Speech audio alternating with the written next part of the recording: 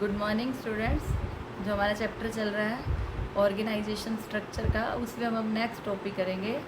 जो मैंने फर्स्ट तुम्हें करवाया था फंक्शनल, अब नेक्स्ट है डिविजनल ऑर्गेनाइजेशन स्ट्रक्चर।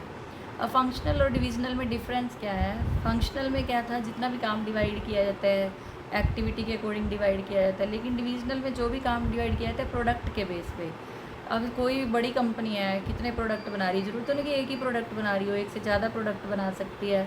तो वो जितने ज़्यादा प्रोडक्ट बनाए जाते हैं उतने ज़्यादा उसमें फिर डिपार्टमेंट बना दिए जाते हैं, उसी के अकॉर्डिंग काम डिवाइड किया जाता है। तो इसका मीनिंग ये साइड में दिया है कि पूरी संस्था को उसके द्वारा उत्पादित किए जाने वाले मुख्य उत्पादों के आधार पर विभक्त करने से, मतलब जितने भी उनके प्रोडक्ट बनाए जा रहे हैं उनके बेस पर उनको डिवाइड कर दिया जाता है। अब इसमें ये देखिए, आप इसका डायग्राम आपने देखना है। सबसे पहले ओनर उस दिन मैंने बताया था, बाकी सेम ही है डायग्राम, बस इसमें प्रोडक्ट अलग अलग है तो अलग अलग डिवीज़न बन जाएंगे। तो सबसे पहले शेयर होल्डर जो ओनर होते हैं, उसके बाद बोर्ड ऑफ डायरेक्टर्स है, बोर्ड ऑफ डायरेक्टर्स के बाद सीईओ चीफ एग्जीक्यूटिव ऑफिसर, उसके बाद दो डिवीज़न बने हुए हैं, मेटल का अलग बना हुआ है और प्लास्टिक का अलग। मतलब क्या है कि कंपनी जो है दो तरह के प्रोडक्ट बना रही है, मेटल के और प्लास्टिक के। अब जो मेटल के बन रहे हैं उनके देखो डिपार्टमेंट अलग है, production, marketing, finance, personal department. Personal मतलब वर्कर्स का डिपार्टमेंट है, जिसमें वर्कर्स की अपॉइंटमेंट की जाती है, ये देखा जाता है कितने वर्कर्स चाहिए, किसको क्या काम डिवाइड करना है, सब कुछ इसमें। ऐसे ही दूसरा जो है प्लास्टिक का, उसमें भी आगे डिवाइड किया हुआ है। तो है सेम ही, बस जितने ज़्यादा हमने बनाने हैं डिपार्टमेंट उतने ज़्यादा बन जाएंगे जितने ज़्यादा प्रोडक्ट बनाने हैं। अब इसमें इसके बेनिफिट्स और डीमेरिट्स भी बताने हैं, मतलब मेरिट और डीमेरिट। फर्स्ट मेरिट क्या है? डिपार्टमेंट मतलब डिविजनल अध्यक्षों का विकास। डिविजनल क्या है? दो डिवीज़न है, मेटल का और प्लास्टिक का, दोनों अपने अलग अलग काम कर रहे हैं, दोनों अलग अलग डिपार्टमेंट बने हुए हैं, तो वो अपना काम अच्छे तरीके से करते हैं, उनका भी विकास होता है। उनको विकास मतलब किस तरीके से होगा? क्योंकि काम अच्छे तरीके से चल रहा है, क्योंकि डिपार्टमेंट अलग अलग है। अब इसमें नेक्स्ट क्या है? सेकंड,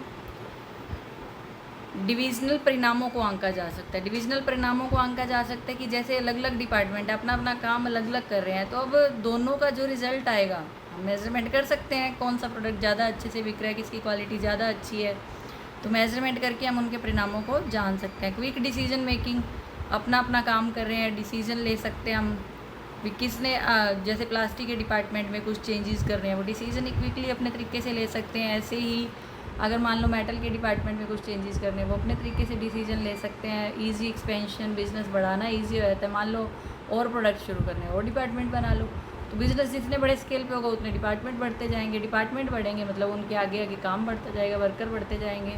तो ये इसकी मेरिट थी सिर्फ 4। अब इसके डिसएडवांटेजेस या डीमेरिट क्या हैं? फर्स्ट है conflict between the divisional head. तो डिविजनल हेड जो है हर एक, जैसे मेटल का डिविजनल हेड अलग है, प्लास्टिक अलग है, तो दोनों क्या करना चाहते हैं? अपना अपना होल्ड जमाना चाहते हैं। होल्ड जमाने के चक्कर में दोनों के झगड़े शुरू हो जाते हैं। अब इसमें नेक्स्ट क्या है? डुप्लीकेशन ऑफ वर्क, कार्यों में दोहराई होगी नेचुरली।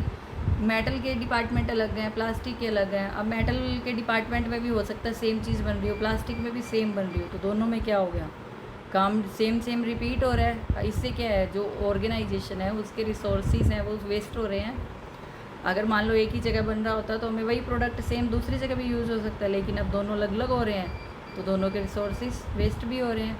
ऐसे ही सेल्फिश एटीट्यूड। सेल्फिश का मतलब है कि हर डिपार्टमेंट या हर डिवीज़न वाला बंदा चाहता है कि जो मैनेजर है, जैसे मेटल डिपार्टमेंट का मैनेजर है या फिर प्लास्टिक डिपार्टमेंट का मैनेजर है, तो दोनों यही चाहेंगे कि हमारा काम बेस्ट हो, अपने आप को बेस्ट दिखाने के लिए वो मेन जो है ना ऑर्गेनाइजेशन के ऑब्जेक्टिव को तो अनदेखा कर देंगे और अपने डिवीज़न को बेस्ट करने के चक्कर में रहेंगे। तो इस चक्कर में क्या अपना सेल्फिशनेस हो गया, ये अपना बेटर देख रहे हैं, ना कि संस्था का देख रहे हैं। फिर इसमें नेक्स्ट है सूटेबिलिटी। इस ऑर्गेनाइजेशन की सूटेबिलिटी वहाँ होती है जहाँ एक से ज़्यादा प्रोडक्ट बन रहे हों, जहाँ नई मॉडर्न की टेक्निक यूज़ कर रही हो, और जहाँ बिज़नेस बड़े स्केल पे हो। देखो छोटे स्केल पे तो होगा नहीं, जब इतने सारे प्रोडक्ट बन रहे हैं तो बड़े स्केल पे बिज़नेस होता है, तभी तो है।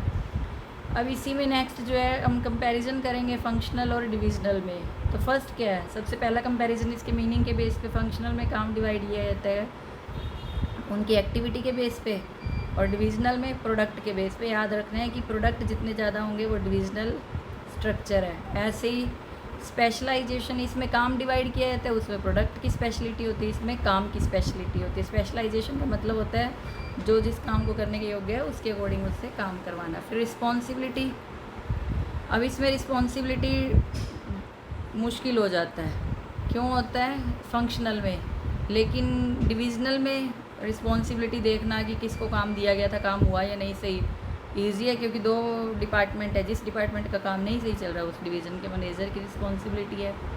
ऐसे ही मैनेजरियल डेवलपमेंट, अब मैनेजरियल डेवलपमेंट में इसमें एक ही प्रोडक्ट बन रहा है तो उसका लिमिटेड डेवलपमेंट होता है, उसमें एक से ज़्यादा प्रोडक्ट बन रहे हैं तो उसमें ज़्यादा डेवलपमेंट हो रहा है, ओवरऑल डेवलपमेंट होता है मैनेजमेंट का। ऐसी कॉस्ट, इसमें फंक्शनल में कॉस्ट कम आती है क्योंकि काम देखो रिपीट नहीं हो रहा, उसमें अलग अलग डिपार्टमेंट में हो सकता है सेम काम रिपीट हो रहा हो। ऐसे ही कोऑर्डिनेशन, अब जो ये है फंक्शनल है, इसमें जितने भी विभागीय अध्यक्ष अपनी मनमानी करते हैं और कोऑर्डिनेशन में कठिनाई आती है। उसमें सारे के सारे काम को डिवाइड किया हुआ है और एक डिवीज़न के अंडर है, उसमें कोऑर्डिनेशन ईजी रहता है। सूटेबिलिटी, इसमें जहाँ एक ही प्रोडक्ट बन रहा है तो फंक्शनल स्ट्रक्चर, अगर एक से ज़्यादा प्रोडक्ट बन रहे हैं तो डिविजनल स्ट्रक्चर। तो ये आपका चैप्टर कंप्लीट हो गया। आज बस आपने इतना ही टॉपिक लर्न करना है डिविजनल ऑर्गेनाइजेशन का। ये दोनों ऑर्गेनाइजेशन के पार्ट इंपॉर्टेंट है, फंक्शनल और डिविजनल, दोनों में से एक टॉपिक ज़रूर आता है एग्ज़ाम में, तो उसके बेस पे दोनों को अच्छे से तरीके से तैयार करना है और इनका कंपैरिजन भी करना है। इसको कॉपी पे नोट करना है और इसको लर्न भी करना है। Thank you.